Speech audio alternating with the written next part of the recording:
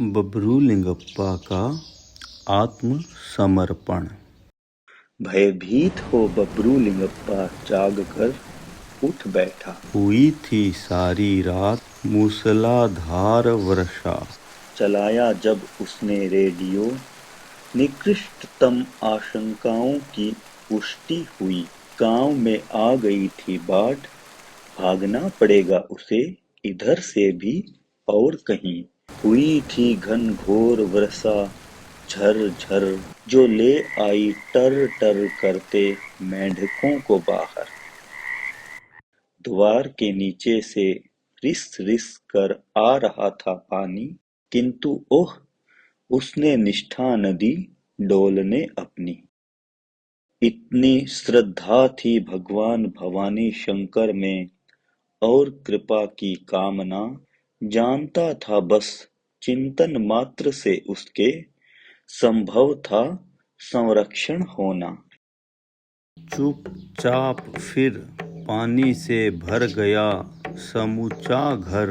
बबरूलिंगप्पा शीघ्रता से चढ़ गया छत पर। अवहेलना कर पड़ोसियों की न दिया उसने ध्यान। जाते जाते जो बुला रहे थे, जल्दी आइए श्रीमान।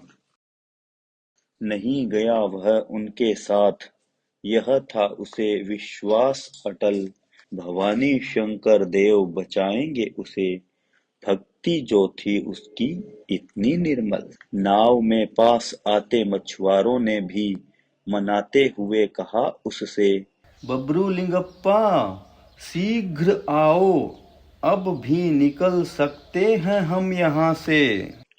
कदापि नहीं, कहा उसने, जैसे वे लगे दूर जाने की प्रतीक्षा। भक्ति पूर्वक लगा वह प्रार्थना करने। तनिक उदास होते हुए भी बस संकेत ढूंढता रुका रहा। आए राहत सैनिक नावों में साथ आने का आदेश दिया। कौन, मैं? नहीं, धन्यवाद। सतत था उसका यही कथन, किया है मैंने आत्मसमर्पण, न करूँगा अब मैं पलायन। जैसे जैसे पानी उठा ऊपर, भीषण भय ने उसे जकड़ा। बबरूलिंगप्पा ने पास ही खंबे को फिर कसकर पकड़ा। बिलख उठा वह, हे भगवन, मुझे त्याग दिया क्यों कर? था विश्वास अवश्य करोगे रक्षा, श्रद्धा अपार मेरी है तुम पर। करुणामय वाणी बोल उठी, जिसमें थी भरपूर संवेदना। मैं भी करता हूँ स्नेह तुमसे बबरूलिंगप्पा, मैं आया भी, पर तुमने ही नहीं मुझे पहचाना। मैं आया था कभी पड़ोसी, कभी मछुआरा और राहत सैनिक बनकर, हर बार किंतु तुमने मुझे लौटा दिया, बस यूं ही विदाई देकर।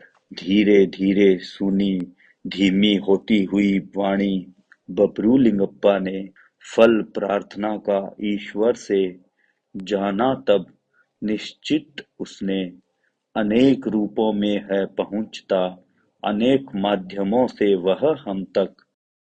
आस्था हुई प्रबल उसकी, अब न था कोई संकेत आवश्यक। तुरंत उसने की क्षमा याचना और प्रार्थना अनुग्रह मांगने। हेलीकॉप्टर की घरघराहट सुन उसका चेहरा लगा मुस्कुराने।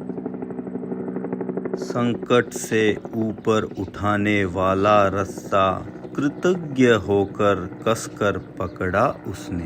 दिया धन्यवाद भवानी शंकर को मुस्कुराकर। बाढ़ से ऊपर उठ हेलीकॉप्टर जब लगा उड़ने।